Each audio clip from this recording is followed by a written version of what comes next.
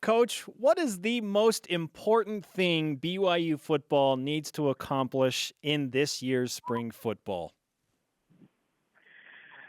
So, Coach Satah set out the goals really clearly, and so we've spent a lot of time going over those, and we're striving for technical mastery and scheme mastery, and that by striving I mean we're trying to improve in those two areas every day. I think to take it a step further, I've always considered spring ball a good benchmark or measuring stick for the progress of spring ball is how quickly we can get back to or surpass where we were at the end of last season in terms of grading out, and each position would have their own system of grading for scheme mastery and technical mastery. And so, by the end of spring, I'd like to see us advance to the point where we're grading out higher than we did in the bowl game in the last 3 or 4 games of last season.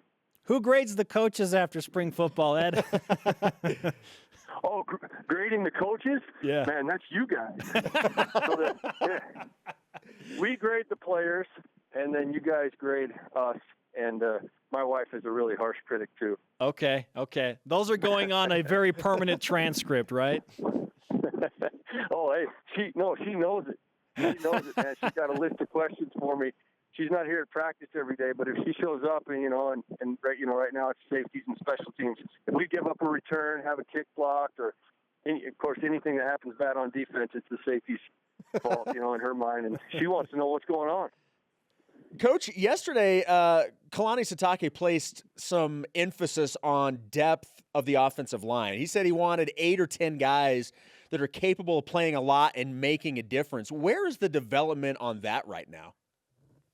Yeah, so using the same type of measuring stick or benchmark, from last year, there's no question we've already improved dramatically in the depth of the offensive line position. I was just today, typically I stand, when we go 11-on-11 football, I typically stand about 40 yards in front of the ball where the back judge would be, and I'm back there so I kind of have a closer eye on what the safeties are doing. And so I have a pretty good end-line shot of the offensive line and defensive line. And there were a few times where the offensive line just kind of broke the huddle and came out to line up. And I was struck by the size and strength of the second unit on the offensive line. Those guys were on the scout team last year, and now they're pushing for playing time, making the starters better. We are much better in that area. This is where we need to give our shout-out to Mike Empey on the program, right? Yeah, absolutely. Yeah, Mike is a tough guy. He's an offensive lineman. Not only that, he's a Cougar. He's a BYU alum, offensive line. And, harkening back to the days where we always had the biggest, most physical line, and it didn't matter who, whether we were matching up in conference in the Mountain West or the WAC, and I was here for that transition, or whether it was playing what now is called the Power 5. We always had the biggest, most physical, intimidating offensive line. And we're back on track to do that. But really, how would Mrs. Lamb rate the growth of the offensive line? Did you say Mrs. Empey or Mrs. Lamb? Oh, either one. Hey, we want to know what your wife and Mrs. Empey think about this. Yeah, I don't know, Stephanie. I don't know how involved she is. I haven't talked to her about that. You'd have to ask Mike. But, my wife is really, super supportive, over the top, all positive about everybody else's, job and the job they're doing. And with me, it's like, she got some screws to me on that. What are you doing? Yeah. It's always my fault. Something bad that happens. But, she has a saying in our house, dinner's for winners. So Saturday night in the fall, if it's a win, we're all good. But if it's a loss, it's leftovers and scrounging through the refrigerator. Wow. Losses, I love it. Motivation, right?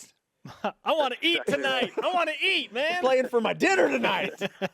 Yeah, she is the biggest fan, no question. That is good stuff. When spring football rolls around, what is the energy and the atmosphere like from the team? Does it take a while to get in the groove, or are these guys raring to go? I would say they're raring to go, and I think that's in general probably, at BYU, maybe some other programs, they're reluctant to get back into it, and no games on the line. It's kind of period. Maybe guys just want to get through quickly. BYU has a lot of high character kids, a lot of kids we have so many guys on the team that it is the privilege of their lifetime to put on the BYU uniform. And as a coach, I feel the same way. It's a special place to us. It's not like that everywhere in college football. And so we have that going for us. And then the other thing I'd say is just our daily schedule. Our guys go into the weight room. They've got the music going. They're lifting heavy weights. They're competing, and that's every day. So by the time we get on the practice field, we're woken up, and we do morning practices, but our guys are awake. Their competitive juices are already going. They feel great about themselves. They've been having some fun with their teammates, and they're ready to get out and play football. Ed Lamb with us on BYU Sports Nation.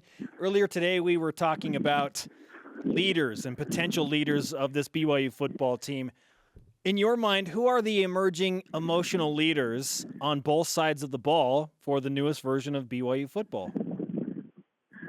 Oh, that's a great question. You qualified that question with emotional leaders, and so I've got to think of who the emotional leaders are. I would say, some of our more emotional guys that bring a lot of energy and emotion daily. Francis Bernard has done a really good job of that. Butch Pau, those are some of the defensive guys. Micah Hanneman, Diane Oluku. That's my first time trying to pronounce that new last name. Well done. So, yeah. Detmer calls him Diane Guacamole. So he's already given up. And the cool thing is, you gotta see Ty's face when he says it, because like being a Texan, he thinks like he's really proud of his pronunciation of guacamole, right? Like it's not so much a joke of Guluku. He's trying to show off his pronunciation of guacamole, and it's a terrible pronunciation of guacamole. So I think he's good to just pass on Diane's new name. Oh. Offensively, I love what Akile Davis brings. Tijon all the time. We got a group of running backs that bring a lot of energy, and it's not, when you talk about emotional leaders, it's not always the starting guys. So guys like KJ and Trent Dye, like I said, Akile, even like Bo Hodge, Coy Detmer at the quarterback position. Those guys just bring a lot of fun, passion, energy to the game, and it helps everybody to enjoy what they're doing. Coach, we were also talking about all of the position changes, and we saw a little bit of that last year, and we've seen some early in spring where guys are switching positions. As a coach, what goes into making that decision? Because I'm sure it's not something it's not a decision you guys make lightly. No, it's definitely not something we want to take lightly, and from that perspective, we have to include the player and get their feeling on it. But typically, if a coach has really put the time in to look at it earnestly and figure out what's best for the team and is willing to be honest with the player about that, then, I think, from there it's just developing trust. But, to go back to the first part of your question, what goes into that from a coaching standpoint, some coaches are very reluctant to do that. And I think their strength in, just kind of keeping a player where he's at all the time. I'm different, and Kalani's different, and we have a history of taking a look at players and teams. And I think overall it's just a philosophical viewpoint that football, in my mind, is really, there are very few positions where it's a skill game. It's a game of physicality. It's a game of height, weight, and speed. If you look at what the NFL is interested in, that's essentially all they're interested in. They feel like they can teach the rest. They feel like they can fit the biggest, strongest, fastest athletes into their system, and then take it from there and teach them how to become great players at whatever position. And it's the only sport where you'll see on a regular basis guys go from college to the pros and completely transition positions. I mean, still how you see that even in our case. You got Harvey Longy, who's looking at playing, one of the positions that he played. You can't take a look really at baseball or basketball or any other major sport and see guys switching positions, at that type of rate. So I just believe football is that way, and I think our whole program is that way because Coach Sitake sees it that way as well. Ed, I am giving you a solid A for this interview Yes. on your permanent transcript across the annals of BYU Sports Nation.